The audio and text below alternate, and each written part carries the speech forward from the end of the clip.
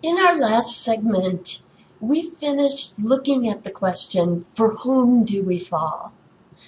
But love also involves a colder, more calculating economic consideration. Just like when considering whether to buy or sell a car, people's level of commitment to a relationship is determined by a cost-benefit analysis. Social exchange theory posits that four factors determine the level of commitment we have to a relationship. See the equation on this slide. Rewards plus investments minus costs plus alternatives equal commitment. A lot of really interesting research has been done on power in relationships, looking at social exchange theory.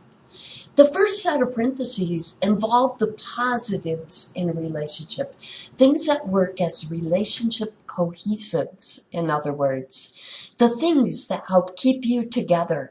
Rewards can include companionship, social support, sexual gratification, etc.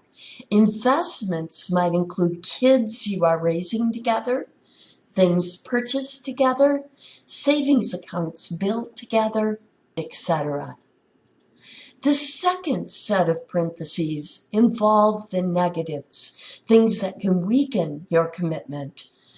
Costs include all the work needed to maintain the relationship and sacrifices needed, etc. And alternatives refer to other attractive available partners that may be in the environment. The more the positives outweigh the negatives for a person, the higher that person's commitment tends to be, right? The more the negatives outweigh the positives, the lower the commitment tends to be. We define commitment, of course, as the intention to stay in a relationship.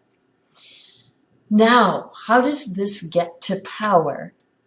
As you can imagine, the positives and negatives can be very different for each person within a couple.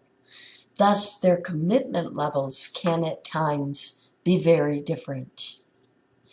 Equity theory helps us understand power in relationships. When one person is less committed, read invested, in a relationship than another, they often have the most power because they are least likely to compromise for the other and the most likely to make demands, and the ones with the least power are the least likely to object when this occurs. Interestingly, research has consistently shown that perceived injustice in a relationship, in other words, imbalanced power, is related to lower satisfaction on the part of both partners.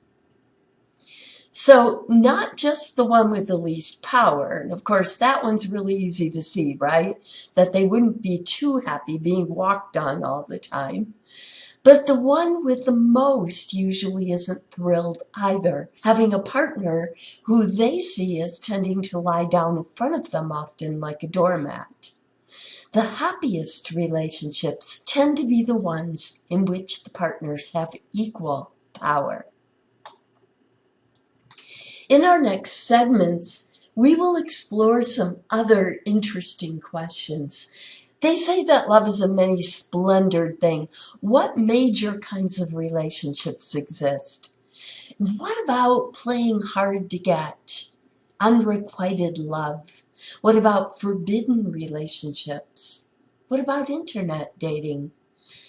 What is your own personal love style and what does that mean? What things help to build a relationship?